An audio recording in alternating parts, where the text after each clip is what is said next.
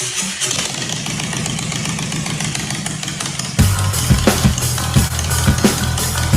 to the Big BoneYard. Enter at your own risk.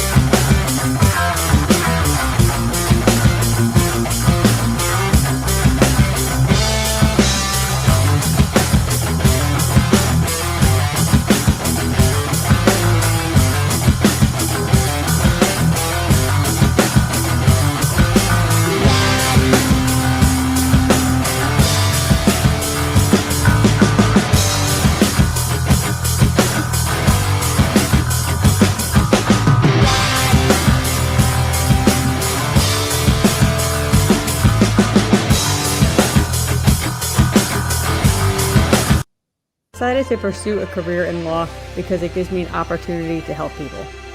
When a client chooses us to represent them, they're entrusting us with a huge responsibility.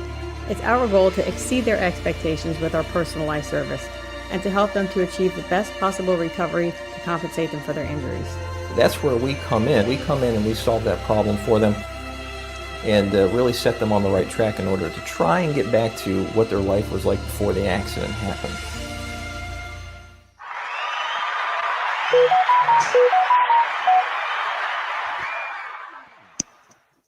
Man, look at all them folks out there. Hey, what's up, America? What's up, y'all bikers? And what's up, boneheads? What's up, boneheads? All right. What's happening? What's happening? Man, hey, we want to welcome y'all once again to the Big BoneYard. Let me hit that. Hit that thing again. Hey, thanks everybody. Hey, thank y'all for joining us tonight on the Big BoneYard. And we got some stuff to talk about. I'm not supposed to cuss within the first 30 seconds, so I'm trying to be cool. But yeah, we got some stuff to talk about tonight, as per always. But tonight is real cool because allow me to introduce this bro who I love dearly, and he's also a traveling mofo who goes back and forth from NC to FL like it ain't SHIT. My man Trouble, Kickstand Down Podcast. Trouble in the house. What's up, man? What's happening? What's happening? The pleasure is all mine, man. I appreciate the opportunity to get up here. It's Trouble, aka the left lane bully. Yes, sir. Yes, sir. There's a reason for that. And the only reason he happened to be down here is we ain't got snow right now. A little snow action going on. Yeah. That's part of it. So it's good to miss the snow. And along with that, we got my man Tate from A-Bait. Y'all know about Tate from A-Bait. Tate? What's up? But wait, there's more. There's more. We got my man, the myth, the legend, motherfucking Archbishop in the house from Doggone the Diamond Effect. What up? What up? What up? What up, man? What Yeah, up, though? man. What up? What up, though? Wait for it. Leave y'all asses. Did I just leave y'all? Yeah, right. Hey, I'm trying to say, man. I was just about to say that. Didn't I just leave you on the strip? Hell yeah. It's been one. See, Tate, you don't know about this. Tate, you had an opportunity to be movie famous today, but since you're antisocial and wouldn't come out and fuck with the bro, now your ass is movieless. Now listen, I can't expect other people to show up to an event if I keep missing events. Yeah, that's true. Somebody's got to do some work somewhere. All right, fine. We'll buy into that. We'll buy into that stuff this time. But yeah, man. So y'all know I'm nosy, so I love to ask folks how was y'all's weekend and all like that. But we did part of the weekend together. Y'all know we're working on this movie called Ridin Durty, coming to a theater near you sometime later this year. But it's coming. But we had a good old time with that. Trouble came down to do hit, which for the umpteenth time came down here because he has a fantastic part in the movie. We won't give away everything. But Trouble. So for you, how was your weekend, man? And man, the weekend was a blast, man. The trip down was kind of frantic, freezing cold rain, trials and tribulations, but by the grace of God and the prayers of many, made it happen. And just happy to be out here in Tampa doing my thing, Yeah. surrounded by good brothers. And we got a chance to actually kick it today for real, for real. So I'm excited. Hell yeah, that was all right, man. Hey, so I'll tell y'all a little funny thing. So I'm at this one spot, which was one of the locations that we were shooting at today. In the process of doing that, I see Trouble and his bro going by. So I dashed over to the street. I said, hey, yeah, you want to be in a movie? So I said, it's me, Trouble. Like, what? For real though? But anyway, that was just some coincidental type shit, but it was mad cool. And here's the thing. Let me tell you what I'm mad about though. So this weekend we did a lot of shooting today, obviously, what we're talking about. But let me tell you the thing that had me mad though. Every damn body showed up with their bikes. Archbishop, On the trailer. with their bikes. No trailer. Well, no, we don't do that. No, they showed up with their bikes, sparkling, shining like new money, and the sparkliest, shiniest of them was damn Archbishop. It's like I'm glad I had on my shades because all that chrome hitting you in the face with like the shit off TV. You know when they open up the box and shit go, oh, that was his whole bike doing that. I'm like, damn it, man. But anyway, what's up, AB? What's going on, man? Damn. And look, he ain't going to you can't put your bike. You can't put your bike on a movie jacked up. You know what I mean? Yeah. So I had to take a little time to make sure she's together. Because you know what I mean, if you're gonna see Eva's my bike, man. If you're gonna see Eva, she gonna be pretty. Oh yeah. Look, Eva was a pretty bitch. Now see, look, it's funny you say that because a couple months ago for the first shoots and the first scenes and stuff, man, Anubis, all right, that's my ride. Anubis was looking like her namesake. You know what I mean? Anubis was looking straight. Yeah, but that was a couple months ago. And see, I personally don't own those Keebler elves like Archbishop because he worked them Keebler elves like they Kunta Kinte because I know that like shining like it is I'm telling you, it's a team of Keebler elves. They got like little prospect vests on and shit, and you got them out there just working all damn night. So when Eva do show up, oh, that bitch is pretty. That bitch is pretty. Oh yeah. Now, I'll tell you the trick to it. What's that? It is still you get that detail of steel wool for glass cleaner. You use that, it will clean every bit of chrome on that bike. It will be sparkling like. Let me tell you, well, it ain't no doubt about it. No, that motherfucker, it worked and worked good, real good. He ain't lying. For that chrome, he ain't lying. Yeah, I'm telling you, man. Look, that was downright impressive. Now, Tate, we're gonna ask you a straight up true question. What's the condition of your bike right now? I'm typically riding my shit to keep it clean properly, but I'm gonna get right. I'm gonna get right. Well, I ain't got all that chrome that AB's got. I'm trying to get away from the chrome for the simple fact that I don't sit there and shine my bike. My bike has one purpose and one purpose only: to get my fat ass down the road. Okay, yeah, all right, yeah. You want to go with that? All right. It is not picture perfect, and it sits in front of the house all the time. But it rides like shit, though, right? Bullshit. Hey, it might leak rice, but like I keep saying, I can make a meal out of rice. I can't make a meal out of motor oil. Oh, damn! I don't know how I feel about that. Was that shots fired? I think that was shots fired. I think that's what that was. But yo, man. But hey. So we're going to take a minute to throw out our disclaimer like we do. So it's 4 of us on here tonight, and we're going to talk about all kinds of different things, but we want to make it clear that these opinions are our opinions only. They do not reflect the opinions of our respective organizations. Whilst we love those organizations, each and every one of them, We're not speaking for that. We're speaking for ourselves right now. So we don't have no misconfusion about that stuff there. And shout out to all the folks that's coming through. See Aztec, what's up? Captain Kirk, thank you for joining us, sir. Miami, what's up, baby? What's up, baby? All right, Miami in the house. Motherfucking Jones, that's what's up. But anyway, so I have never heard of putting Diet Coke on your bike. Did you see that message come along? Somebody just said Diet Coke and steel wool. Oh, yo, I heard that before about Diet Coke. In fact, back in the day, when people used to work on their cars like themselves, when you get the corrosion built up, like on the battery, where you get the corrosion that would build up on the terminals, back in the day, them old dudes used to just take it wasn't Diet Coke, it was just take regular Coke, pour on there, leave it on there for a little bit, give it a little scrub, and them jokers come out looking brand new. And sometimes you take them off and do it, but the Diet Coke, something about the acidity is gonna chew through that corrosion that built up. That shit worked. I mean, I know about it for chrome, but you heard about that trouble? It works. I had a VTX 1300 that had a I was wearing chaps. It's cold, so I'm hugging the bike for about 3 hours. So you already know it left a burn mark. Yeah. So I'm sitting here doing elbow scrubs, trying to figure it out. And I'm like, you know what? TikTok works. So I just go to TikTok. So I went to TikTok. I seen the dude with the it was a Coke. So I went to go buy me a Coke. I got me a Brillo pad. I put it up there. Scrub, put it up there, scrub. I was like, it's coming out. But then what works better though is the actual Coke with the eraser pad.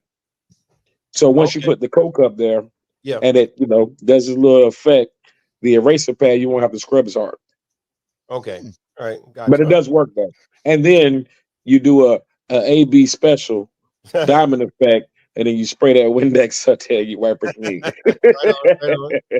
Yeah, look, I'm gonna get it. That I'm telling you, the next time y'all see a Nuvis, that bitch gonna be shining like new money. I'm gonna do it. I'm just gonna do it. I'm gonna have to do it. I ain't gonna make that statement. But I'll tell y'all what. So tonight, and we promise we ain't gonna be on here all night because everybody's been pounding the ground all damn weekend doing all kinds of other. Oh my God, my shit's been not. I'll share my little thing. So yeah, so of course we did the movie today, but I've been working on some miscellaneous projects that have been kicking my ass. Believe it or not, as crazy as it sounds, I've been working on prison reform.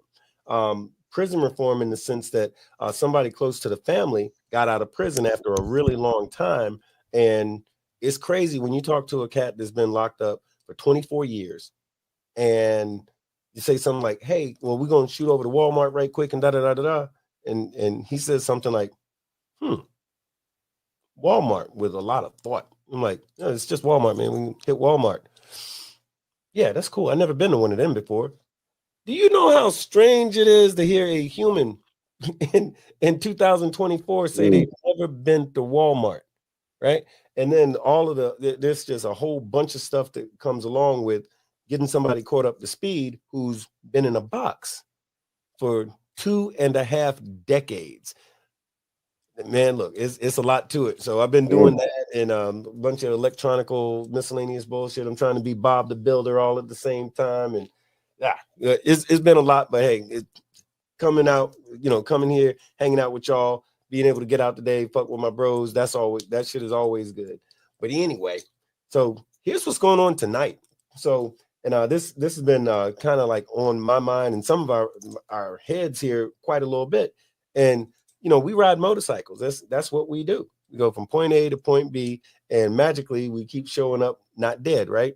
The thing is that some other folks out there in them four-wheel cages, they act like they got a different goal than we do. We just want to show up not dead, and they feel like they might disagree, or at least that's what it looks like by the way that some of them drive or ride. But then on top of that, what about us? Other folks with them patches on our backs who's also trying to go from point A to point B.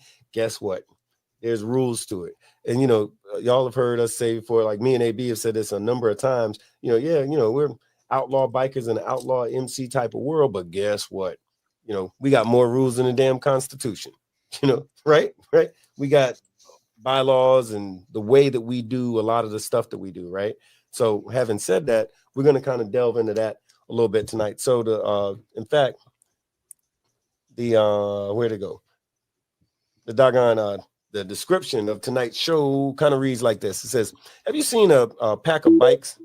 Shut up. It says, have you ever seen a pack of bikes coming at you on the road and you got nervous? So if so, was you nervous because you was afraid of MCs, because you watched you some Sons of Anarchy, or was it because they were speeding all over the road and acting like they was getting ready to cause an accident or something like that because they were so crazy looking? Well, if it's the first thing, don't believe everything that you see on TV, right? But if it's the second thing, and we got some stuff to talk about, but either way, we hope you enjoy this episode, and it's going to be fun, and we're going to chop it up a little bit about all of that type of shit. And as me and AB say, this is one of them conversations that's got legs. It can go in a lot of different directions, but we're going to hit up some of that type of stuff. So let me start by asking a question. What's the most aggravating thing? We'll start with you, Trouble. What's the most aggravating thing that happens while you're on the road on your motorcycle? Most aggravating. Well, for all the viewers out there who are watching this recording live and pre-recorded, you see Trouble, aka Left Lane Bully, is there for a reason. So when I pound, I pound. I'm gonna need you to move. Okay? So the most aggravating thing that I see is when I'm approaching a cage, and the first thing that I'm looking at first and foremost is wheel activity. All right. I would say something else, but that'll give away all my secrets. But I'm looking at wheel activity, right? And then I'm looking at hand and head placement. So if I notice that you're not paying attention, it's aggravating, because you're protected and I'm not. I have to protect myself first and foremost. So the first thing that aggravates me is the how can I put it? The willingness to adjust your lane. And what I mean by that is, you're in a cage, you're supposed to just go straight. But if you're doing all the swerving inside of your lane, it's very aggravating, because I don't know which way I need to go. Now I can operate in three sections in my lane. You need to just stay straight. Simple. It's Right. simple. Right or wrong. We have 3 lanes, right? Oh yeah. We have left, we have middle, and we have right. Mm-hmm. Why the hell are you crossing over any dotted lines? Okay. All right. Now, look, God knows I feel you on that one. Hey, what's your point of pissed offedness when you're trying to get down the road on your scoot? People misjudging the amount of time they have to pull out in front of you. Good one. Yeah. I got an intersection I have to go through daily, and it's literally a road that runs next to my Walmart, ironically, and a road going the opposite direction. Now, once you get to the end of the Walmart, you can only go one of 2 ways. You will be going down this road and somebody will pull off of that road for Walmart, not paying any attention, and almost fucking hit you daily. Yeah. And they refuse to put a light there. Why? I don't know. But see, that's one of them things when it comes to intersections. The most frequent accidents happen for motorcyclists at intersections. They say, I want to say it's like 72% of all motorcycle accidents happen at an intersection. And 9 times out, it's not because we're running red lights or stop signs or any of that. You know, we'll have the green light and some asshole decides he wants to try to beat the red light, or he wants to just make that left turn anyway, even though he had a solid red or yellow or something like that. They see you, maybe they don't, but for some reason, 72% of the accidents keep happening at intersections. That's what, when I'm saying when I go to toward any intersection, man, I'm like, I'm all over the place with it, because I'm waiting for one of these fools to come out there and do some stupid shit. AB, what's your number one irritating, I'm going from point A to point B type joint? My number one would be brake riders. You know, them ones like you riding right behind them, they just constantly hitting the brake, when you can't get around, especially on them country 2-lane roads. Oh you yeah, can't get around. They just break. Mm-hmm. Right. Break. As soon as you get up to speed, then they hit the brake. Then now you break it. You know, and you know that even happens at times like when we pack ride. You know what I mean? Break. You know what I mean? You trying to gauge your distance and your spacing and stuff like that. But when you hit that brake, that throws everything off.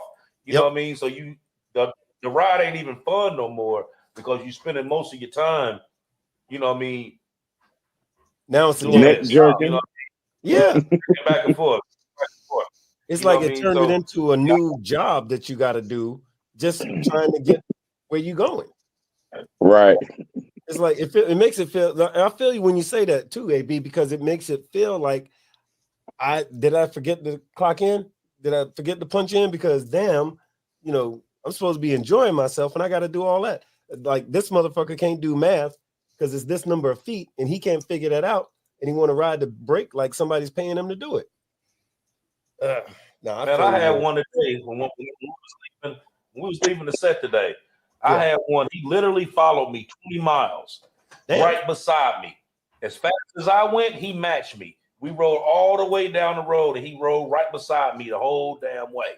And every time I look over, he just throw me the peace sign and just kept riding right beside me the whole damn time. I was up one time, I was doing $1 and he was right beside me. That shit is annoying. He matched me fuck. the whole time. Damn. What kind of cage me the was he whole in? time. What was he driving? What kind of cage? It was a sports car, like a Nissan, like one of them Nissan Ultimas. Yeah, he was. Rolled right. Well, you know what?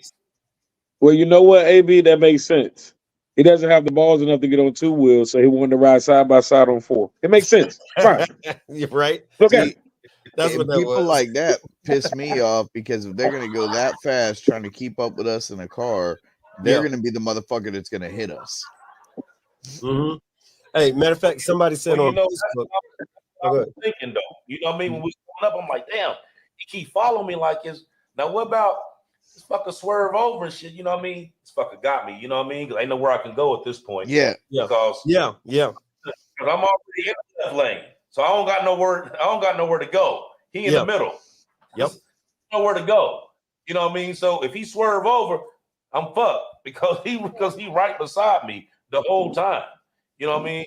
Yeah. So luckily we got down so far where there was actually some more traffic. Yeah. And I went and just start bobbing and weaving and got past it. Yo, and traffic was I was on 275, but and I know you went in the opposite direction when we split, but I got on 275. Traffic was pretty heavy. So I went around some cars here and there, hit the far left lane a time or two. And this dude from another club, he was up ahead. He popped out on the damn on that little feeder median, or what the fuck they call that thing, the get off lane or whatever the fuck. So he jumped out ahead of me on that shit. And I'm like, oh, okay, well shit, let's get it for a minute. So we got it for a minute. But sure enough, it's like, and the crazy shit is, it was safer there in that fucked up traffic than it was when you get back, because now you got this one on the cell phone, you got that other one that wants to ride the brakes like you were saying, AB, and then you got the other motherfucker back here who's don't understand that you need to like stop at a safe distance. They frustrated because traffic is fucked up, so they want to speed in some car, speed up, then try to slam on brake. Yeah, it's what's that thing Miami said? It's too much. It's just too much. I mean, she hit that shit. But anyway, yo, hey, Diosa, we see Diosa. Oh, matter of fact, this one bro, ASAP. What's up, ASAP? Somebody on Facebook, and I can't see who they are. By the way, if you're on Facebook, if you get a chance, go to your settings and give StreamYard permission to share your info. That just means that we can see what your name is and stuff when you come on this show. But anyway, somebody on Facebook was saying we had 3 brothers go down this weekend. 2 were hit by hit and runs in Fort Myers, and one of the hit and runs was on a sport bike. Was from a sport bike. So yeah, it's happening out there, man. Hey, whoever that was on Facebook, get at me and let me get the details for that, because right now we're fighting a bill in Tallahassee that will make the fine stiffer and possibly take these assholes off the road. Yeah. Yeah, the vulnerable road users bill. That's important. So yeah, so make sure you get it Tate about that, and he can get you plugged in, because if that shit irritates you, it's one thing to be irritated, but it's another thing to have an opportunity to do something about it, and you don't. So don't not do nothing. Hook up with him, and let's do our thing. Laws get changed in Florida every day, or at least a few times a year anyway. Yeah. But give it a shot. And actually, the Senate bill is getting heard for the second time tomorrow. All right, good. Oh, Diosa says mine is when they follow behind too close. You speed up, and that's just what you were saying. Oh yeah. She said mine is when they follow behind too close and then speed up. They match you. That's her biggest pet peeve. ASAP said, "What's up, Bone Bishop?" And somebody on Facebook said, why my twos are parked right now?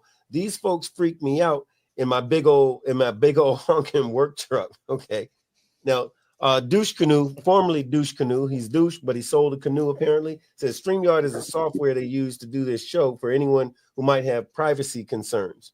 Somebody on Facebook says it's bad karma, but yeah, and then what's up, ASAP? But yeah, so let me tell you. So to delve into a little bit more about tonight's show. We're talking about this riding dirty, and really that's just a cool way of saying how we get from point A to point B.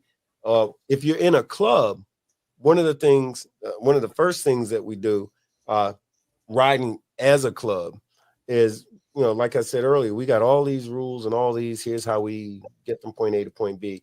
And really the guy is your responsibility, but speaking on the club version of it, we have a thing called a road captain. A road captain is the guy that's an officer position in a motorcycle club, and it's his job to do a whole lot of different stuff. Everything from mapping out the route that you're going to take to making sure everybody's tires are straight. Because hey, let's say you got some bald ass tires. The road captain might tell you, hey, sit your ass down for a minute. You ain't going on this ride and killing everybody. So the road captain, that's like the first line of defense and letting us show up not dead, So the road captain. And that's one of the few jobs. I've done all kinds of stuff in a motorcycle club. Never wanted to be no road captain. I was forced to do it a time or two over the years, and it sucks because it's a lot of responsibility, and you gotta, you can't even, in my case, you can't even enjoy the ride when you're a road captain, but it's such an important thing. Like, you ever been a road captain, Trouble?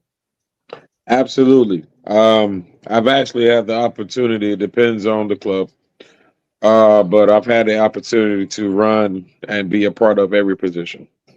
So I'm not gonna lie, man. While road captain is a strategic and a difficult job, I don't mind it.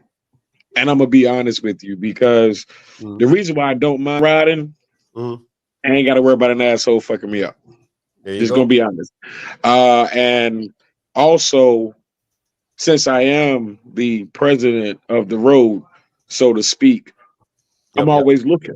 I'm always looking for something. You know what I'm saying? Because let's just say, for example, matter of fact, no, I'm not going to just for S's and G's. I'm going to use something that really happened. So we had a ride. We're going from North Carolina to New Orleans. It's about 13 hours, 12, 13 hours, something like that, right? Me as a road captain. Hey, guess what, guys? You already know what time it is. So a week ahead of time, I'm looking. A day ahead of time, I'm looking. And when we arrive, I'm looking. But I'm having a casual conversation like this, and you're not even noticing that I'm looking. Right. You know what I'm saying? And it's not because I'm trying to be an a-hole. I'm not. But at the same time, I have an 18-year-old daughter now. You know what I'm saying? I have my life. My mom needs me. My family needs me. Family, friends, fans, whatever you want to throw in the mix. But safety first, dude. If I ground you, I ground you. But if I didn't ground you and we get 7 hours into the 13 and I gotta then make a phone call to let them know that you ain't here, I'm not willing to do that. Right. So I much rather ground you before I let you go out here just to say, oh, my brother rode with me. Nah, I'm good. Right. Yep. One little sidebar. If your daughter's 18 and you're 27, I knew you were gonna go here. Damn right. Right. The math ain't mathing, man. I'm just saying the math ain't mathing. So listen. All right. You want the truth? Yeah. You ready? So I'm 27 for the umpteenth time. You good? Okay. We're good? Oh, gotcha. Why didn't you just say so? Damn. All right. I didn't know you was gonna say it out loud. So, AB, have you been a road captain before? Not an actual road captain. I done played. Now you know I play tail gunner all the time. Oh, yeah. Which is also huge important. But no, go ahead. I like the back. Reason being is that you being able to control a lot more from the back. Being able to keep the pack in line, and you also making sure that when you do have those lane changes that you're doing it, safely. There's nobody jumping out of the lane. Because there's been times people you pack ride, and the biggest thing is when that person in the front throws his hand up, you got somebody in the middle of the pack automatically just jumps out. You know what I mean? You know what's behind them, whatever. You know what I mean? And a lot of people has gotten hit that way, but jumping out of the line. So I think that tail gunner, like once you have to make sure that everybody understands, like, okay, you don't move out that line until this line is clear. So like I always come over to the lane that we're going to, and then I flash my lights. I was just going to say that. Yep. See what I'm, okay, it's clear. Yep. Now come over. Because you don't know how long that line is going to be. You may be 7, 9, 15, 20 people back. You don't know. Yeah. But you got to be able to give them some kind of notice other than just sitting here waving your hand. You know what I mean? Right. So I always keep my lights, and then that way they know, come on over. Yeah, that's an important fact too, because some folks, when they think about motorcycle riding, they're thinking about themselves singularly. But when you ride in a pack, especially like you got a new cat who is new to the club life, and he's still learning all of this stuff, and he might have some of those tendencies to just jump right out there. But if everybody gets conditioned and you hit the big one, tail gunner's moving over, boom, boom. He's gonna hit you with them lights, not just this stuff like that. He's gonna hit you with them lights, and you don't move until you see that. And if you do, he's literally telling you, move over now, it's safe. So if you do that then, because it might be safe right then, 15 seconds later, it might not be. So you move accordingly. So that tail gunner position actually is just as important in pack riding as the road captain or whoever. In fact, really, the guy in front is not as important as the road captain or the tail gunner, if you think about it, because basically that guy that's in front, the only thing he's doing is going where he knows where he's supposed to go. But even then, the road captain done mapped it out for him. And even if he gets wrong, I've seen this 100 times where road captain will shoot up there. No, not this exit, that exit, or, anything like that, but so that's all good. Tate, you ever been a road captain? No, but it's odd to me to hear that your road captain's not the guy up front, because that's how we operate. Your road captain's the guy up front, your sergeant at arms the guy in the back. Sergeant at arms. Well, as far as we do, different, but yeah. See, a road captain, in my humble opinion, a road captain, of course, he can be up front, but if he's up front, he can't actually see all of the stuff that's going on. Because, like in my world, a road captain might be inclined to slide back five places to tell somebody to get their ass straight. Yeah. He might also be the one to, hey, some car's trying to get all up in the pack. He might be the one to, boom, tell this guy, hey, keep it moving, move the fuck over. This is a pack, because you wouldn't be surprised, but it's surprising how stupid these people in cages are. Yeah. And a lot of times the road captain and or the folks that's assisting him are the ones that keep them cages off of our ass, and keeps them from possibly getting hit by a flying rock or something like that for doing something bad. Y'all see the way I clean that up? Yeah. Flying rock. Yeah, flying rock. Fortunately, I'm in one of the few chapters that does have the road captain position. No, I've never been a road captain. I've been SA for 3 years. I always rode in the back, cleared the lane, everything like that. Now, being an SA for 3 years has hindered me, because now when we're on the road, I'm still shooting up, blocking traffic. If somebody cuts in front of us, I'll be the one to get in the lane, double yellow or not. I don't give a fuck. Get in front of them, slow down to fucking 10 miles an hour and let everybody pass his ass. I am that asshole, and I got yelled at for it today. Oh, you really can't be doing that. It's not dangerous. And it's dangerous. We don't need to be doing that. And last of all, the fucking president doesn't need to be the asshole risking his life. Okay. Hey, look, man. Yeah, well, yes and no. But the thing is, you're still a biker. You know what I mean? You're still a brother to your club. But yeah, you know, I'll table that one for another, because that'll take us that'll take us down the rabbit hole right there. So here's another thing comes up that has a lot to do with how we're moving as a pack. Are we hauling ass unnecessarily, or are we hauling ass because that's how we ride? A lot of times that has to do with a thing called KSU. KSU. Trouble, could you explain to the listeners what KSU stands for? Well, ladies and gentlemen, it's an acronym. All right. If you don't know what an acronym is, look it up. KSU. For us on the set in the biker community, kickstands up, unlike kickstands down podcast. That's why I asked you. That's what you saw. That. Right? Yeah. I had to do the, yeah. That's why I pitched it to you so you could do that. Oh, I hit that motherfucker. Oh yeah. Out of here. Yeah, you did. But but for real, this kickstands up, and kickstands up is an important 3-letter acronym, and it's an important verbiage in the community, because when a time is set forth, right, no man should actually break that. We've already mapped it out, whether we're doing it quarterly, whether we're doing it monthly, whether we're doing it yearly, right? We done already mapped out what we got going on. So if me as a road captain, hey, listen, dang, I forgot, we got such tomorrow. We're going to meet at blah, blah, blah, blah. KSU is 10:30. Why are you showing up at 10:45? The train is gone. There you go. And I was going. Why are you showing up at 10:30 and then using the excuse I wasn't there for the debriefing? Motherfuckers, show up. Look, so here you go. So KSU, and how that relates to what I was babbling about is this: if KSU kickstands up is 10:30, and you get there at 11, and they actually wait for some reason. If they happen to wait for you, but you got to be somewhere at a certain time, guess what?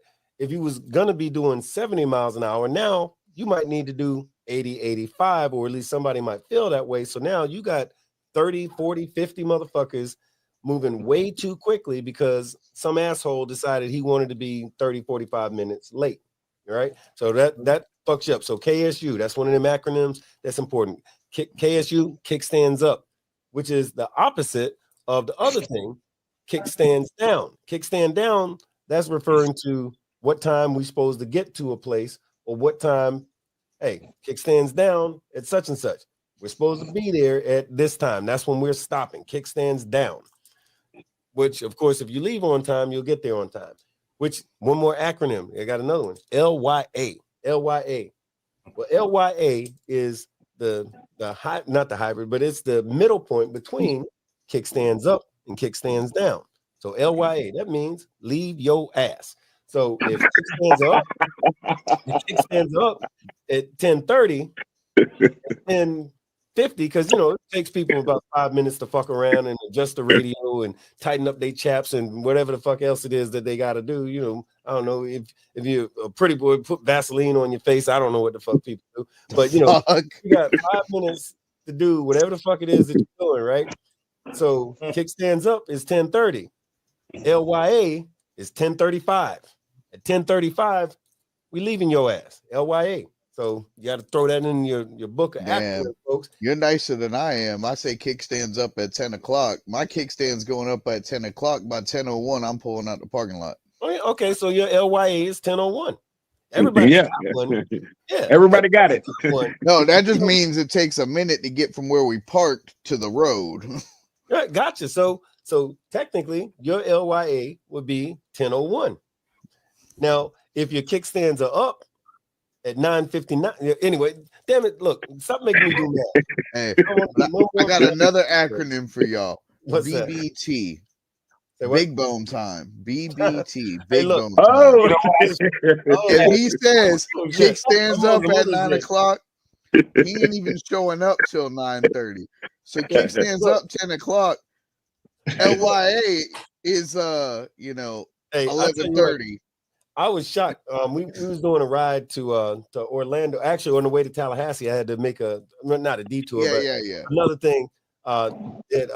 Allegedly. Plant City, allegedly to Plant City or some shit. Long story short, I got there before the folks that was supposed to be meeting me there were. I was so motherfucking proud of myself. And today, shit, I showed up an hour early on the set after having been given the wrong address. But that's okay. I was still there. I'm texting the fact checker right now. I'm calling bullshit. No. Tate. Hey, Tate. I got a vouch. So AB was there too. I got a vouch. So we had our little, powwows or whatever. And I was talking to the producer. I was like, yo, we got a few minutes, go get something to eat. Now, me and my bro, we left the proper scene, right? Right. He was at the other scene, right, trying to recruit bikers. But he was on time, late, but he was on time. Yeah, I was on time, but look, that was the address that I was given. Big but then they changed it. No, for real. Yeah. This is real. This is the truth. We're gonna start the show at 9 o'clock.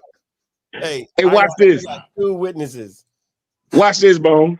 Yeah. Now, I gotta put you on blast.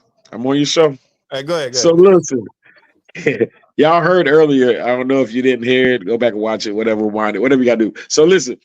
You heard how he said, hey, oh, damn, that's trouble. Now he says to me, hear me out, y'all. We're going to get a sandwich.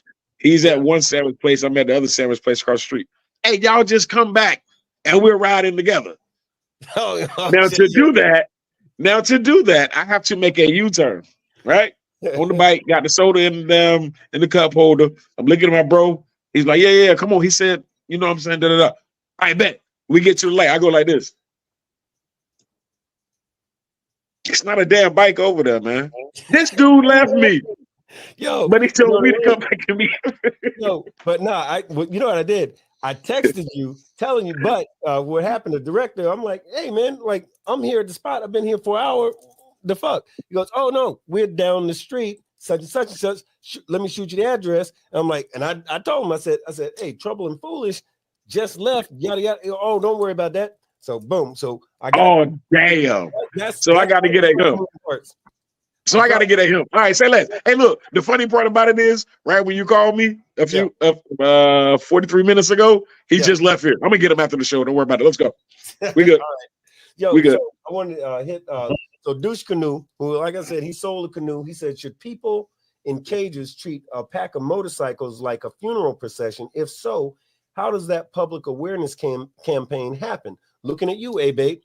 Yo, in some places, so Douche, in some places, it is actually like that for different reasons. Some people do it out of respect. Some people do it out of, wow, look at that.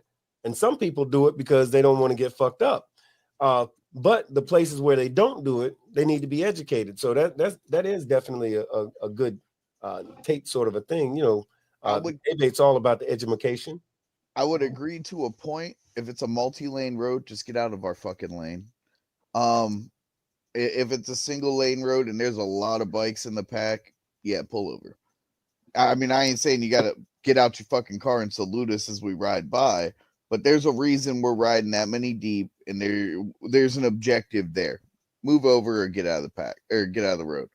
As far as that campaign goes, I actually got a phone call I got to take later on this week with our safety team, and I can bring that up because that's definitely a good idea. Yeah, it's a great idea. It's a great idea, and it's something that we should incorporate. And like I said, some places already do, but for those folks that don't know it, that's the good shit. We definitely push that word. You know, you see a pack of bikes, treat it like a funeral procession. Because guess what? Because sometimes it actually is. You know, unfortunately, sometimes it is.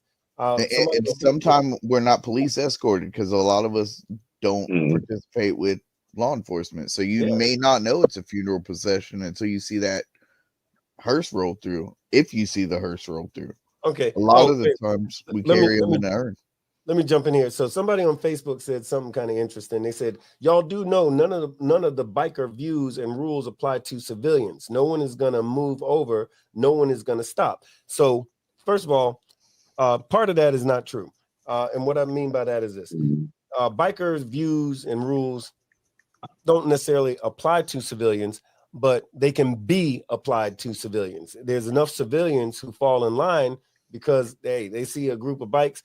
When they're not stupid, they understand, okay, that's a group of motorcycles riding together. Let me move accordingly.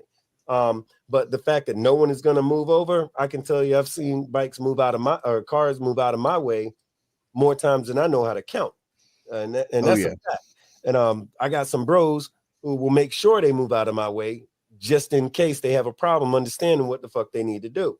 I don't know who you ride with or anything like that, but what I can tell you is, and that don't mean that every single time everybody's going to, nobody on the road gets everything that they want, but it's a complete incorrect statement to suggest that civilians can't figure it out real quick, especially when you help them. I'll put it like that. Well, actually, I can comment on that. Every year we ride to Tallahassee, and until law enforcement picks us up, we are our own escort. Yeah. We have people blocking traffic at stop signs, lights, any kind of intersection. It don't matter. Even if we got to veer onto something else, they're there blocking.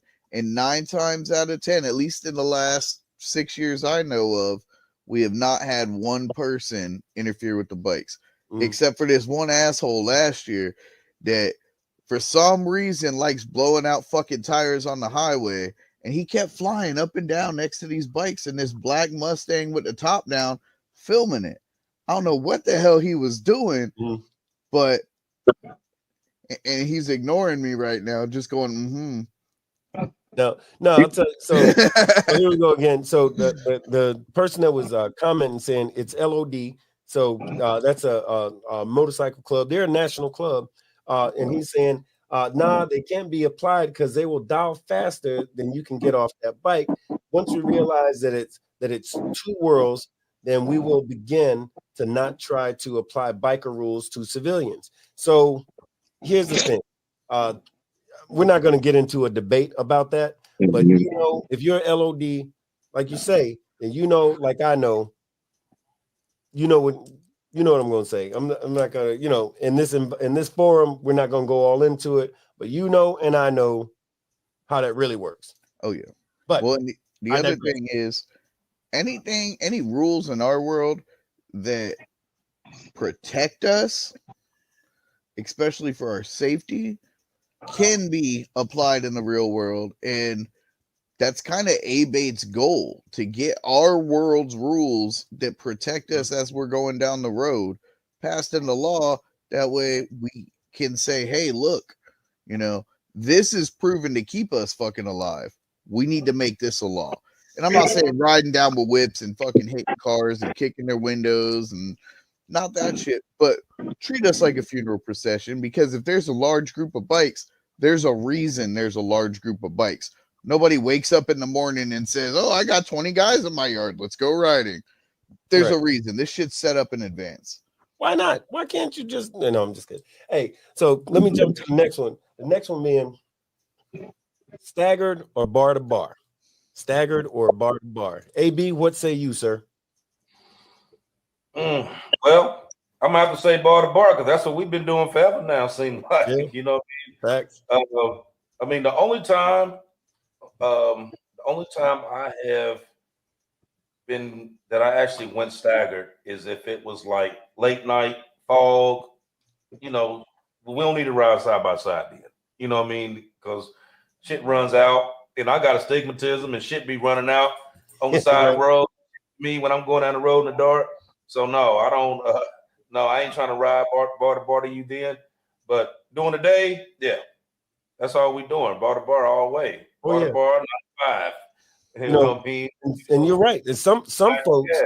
have to, and I say, like with me, it's bar to bar, but I also recognize that some folks ain't set up for that. You know, they either haven't learned, can't learn, have difficulty learning, because bar to bar, you know, we're in an organization whereas our skill level of riding is, you know, I'll keep it a buck. It far exceeds that of, you know, normal Joe Blow who bought him a bike because he bought him a bike for whatever reason. Like, this is what we do professionally, for lack of a better way to say it. Whereas some folks, you know, the idea of bar to bar is a terrifying thought to them. And it should be if they don't know how to do it, or they haven't practiced it, or they haven't got comfortable with it. So now there are times even, and here's the cool thing about pack riding. If you're riding with a talented group of bikers who have been conditioned to ride the same way, so you know how everybody gets down, there's times where you'll ride bar to bar and your road captain or the guy up front is going to give it a signal to, hey, stagger it. So you'll go from bar to bar, boom, to staggering, boom, to straight back, back to bar, to boom, even jump in a straight line. And you can do all of those things based on what the conditions of the road might require.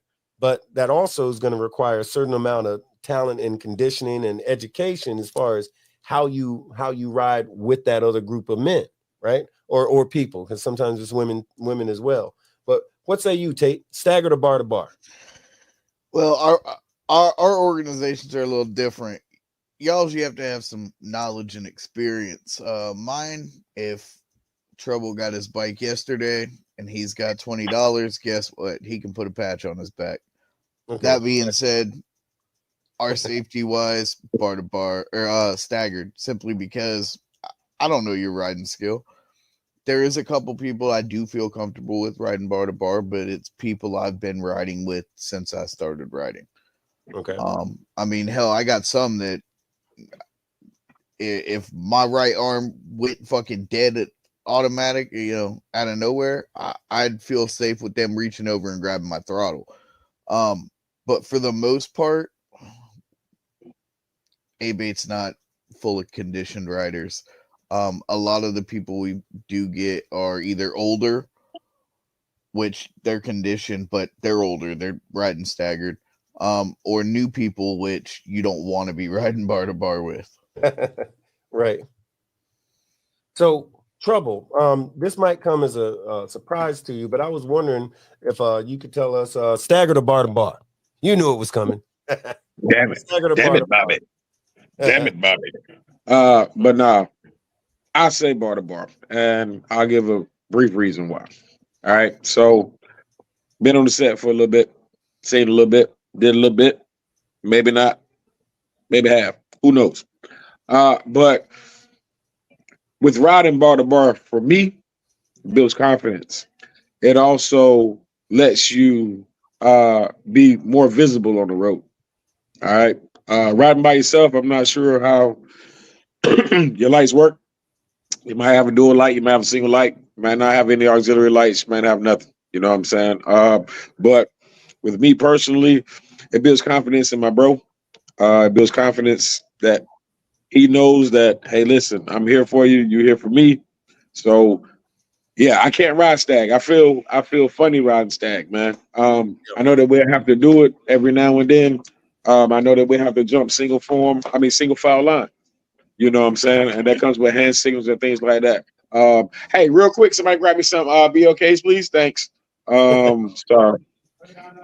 My company's leaving. Yeah, right on. Whatever. But yeah, bar to bar. All right, cool. All right, so here's this other thing.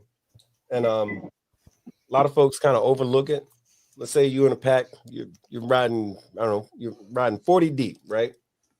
You've been on the road for 3 hours, you get to where you're going. This is going to miss some folks, but how do you arrive? Like, you get where you're going. How do you pull up?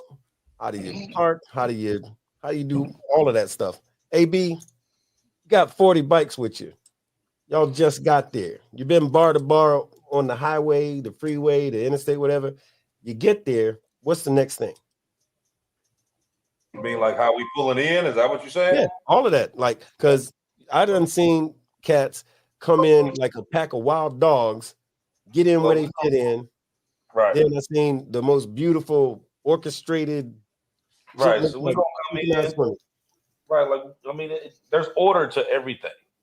You know what I mean? There's order and simplicity to everything. Just like we rode the highway to get there. Now you notice how many cars actually sit back and actually video us going all the time. You know what I mean? Because they like that flow.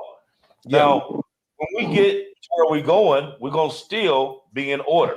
You know what I mean? Everybody gonna line up to the last person line up. We all gonna back up at the same time. It's gonna be there's gonna be order, just like there's order in the whole thing. You know, from the time you leave to the time you park, there's order to it. Oh yeah. I think the biggest compliment, which didn't see coming, was this was a first time.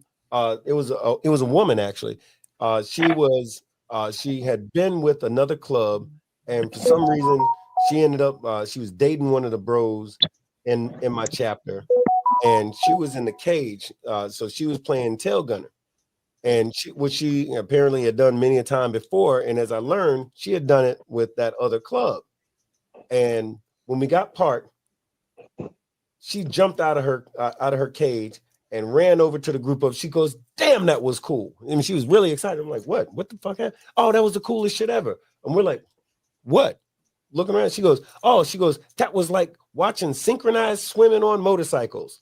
And I said, and she was talking about the way we rode, and specifically after we got where we was going, we do a certain thing where we line up, boom, we move back at the same time, boom, everybody kills a bike at the same time. So we move in unison, but it's just like in the military when you do drills, you got to move a large group of people. You want to do it in an orderly fashion, so you move and you're covered in a line. You move as a platoon or as a squad or whatever it is, but you do it in an orderly fashion.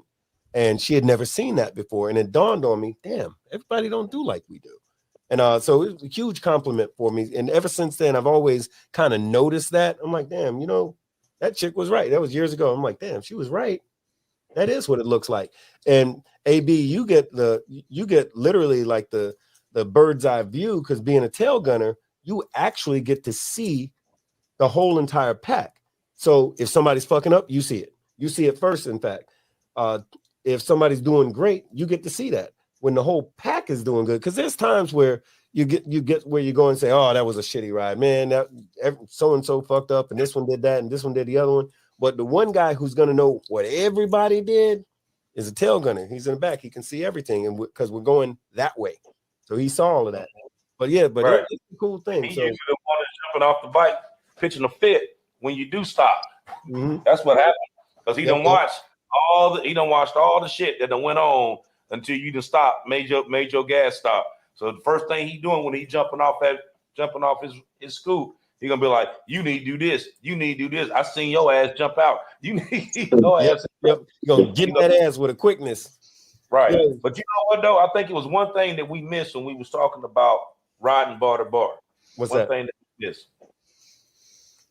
There is a lot of times, well, not really a lot of, well, yeah, a lot of times. You have certain people, certain bros that you ride better with. Oh yeah, sure. Because they know how you're gonna move.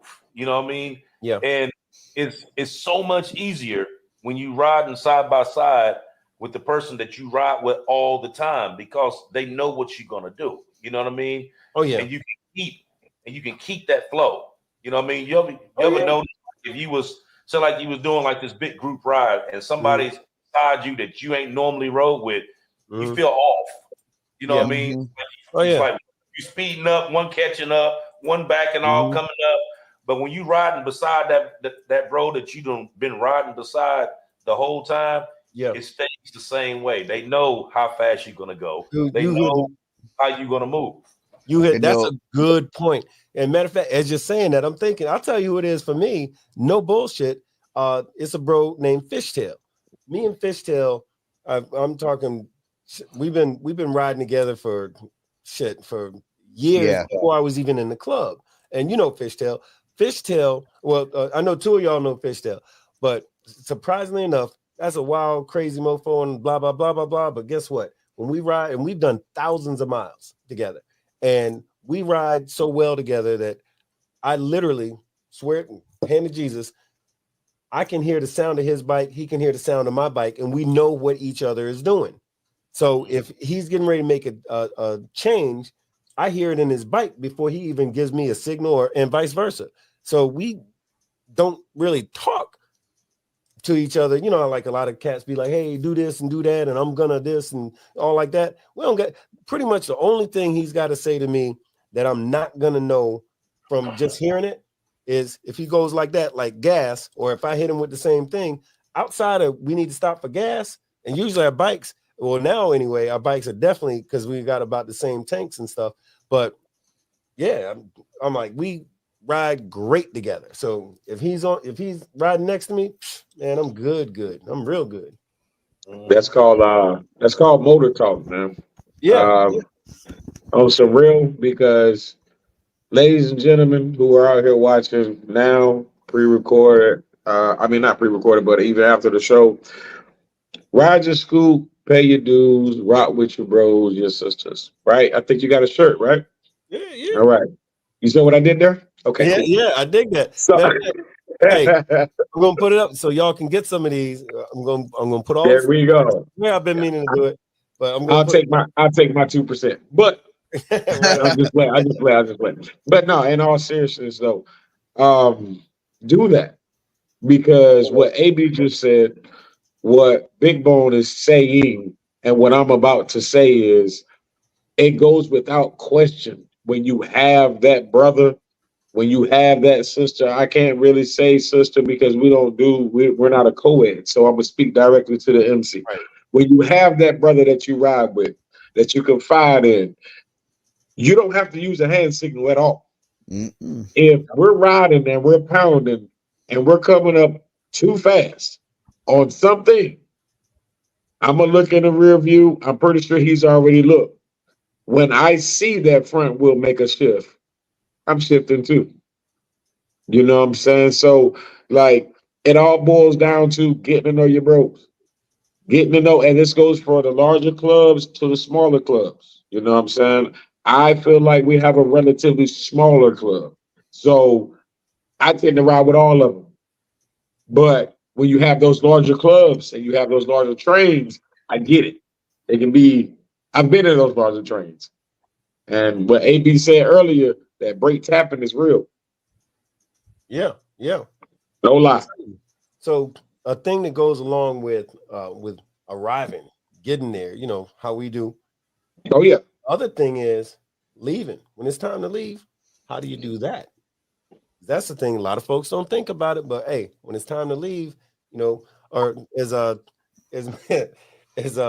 my old chapter prayers you say, are we supposed to leave here looking like a bunch of hobos, or we gonna do it like we do it? You know, but guess what? I see the hobos sometimes. Of course. AB, Oh, yeah. how you supposed to leave when it's time to leave? How you supposed to do that? Well, you should gather just like you get ready to, just like you left the clubhouse or wherever you met up at. Everybody line up in two. Get everybody lined up. Everybody ready to go. Give the signal. Let's roll. You know what I mean? Yep. You're gonna block off the intersection where ain't nobody else coming. See you. Mm-hmm. That part. Yeah, but I that's, agree.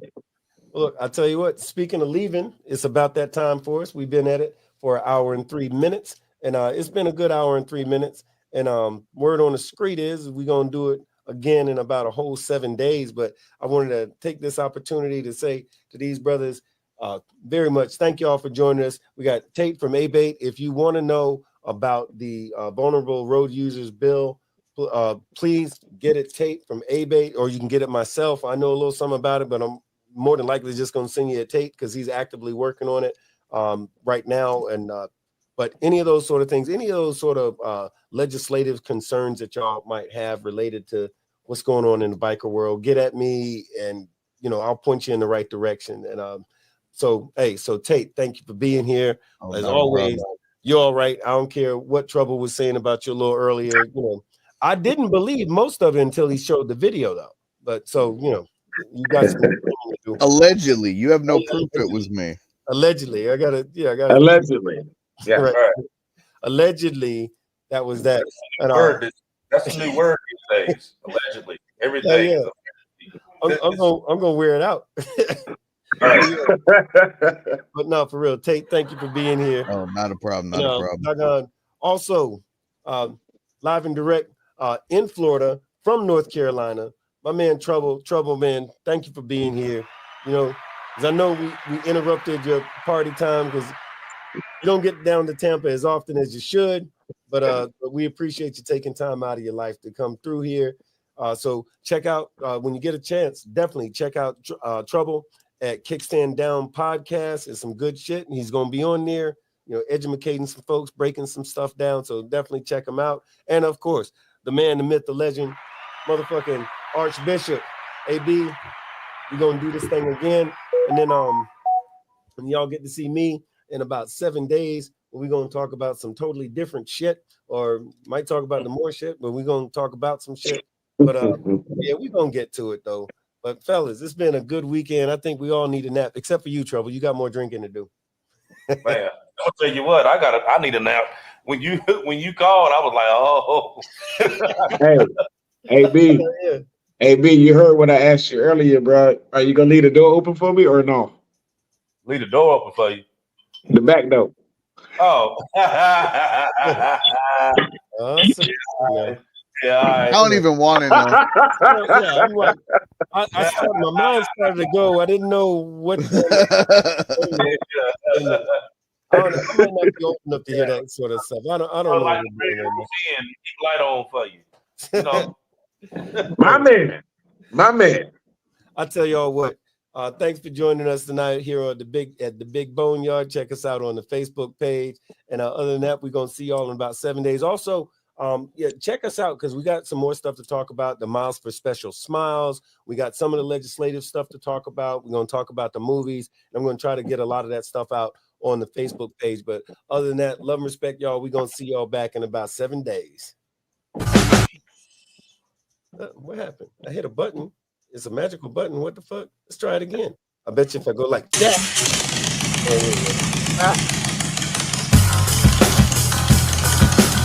Welcome to the Big BoneYard. Enter at your own risk.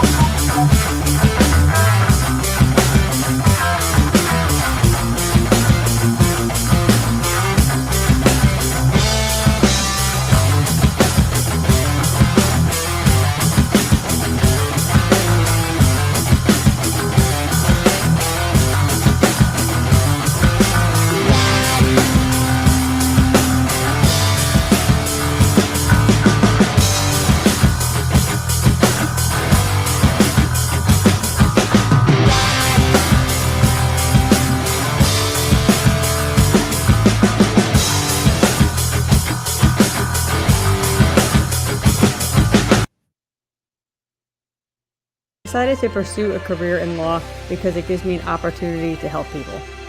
When a client chooses us to represent them, they're entrusting us with a huge responsibility. It's our goal to exceed their expectations with our personalized service and to help them to achieve the best possible recovery to compensate them for their injuries. That's where we come in. We come in and we solve that problem for them. and really set them on the right track in order to try and get back to what their life was like before the accident happened.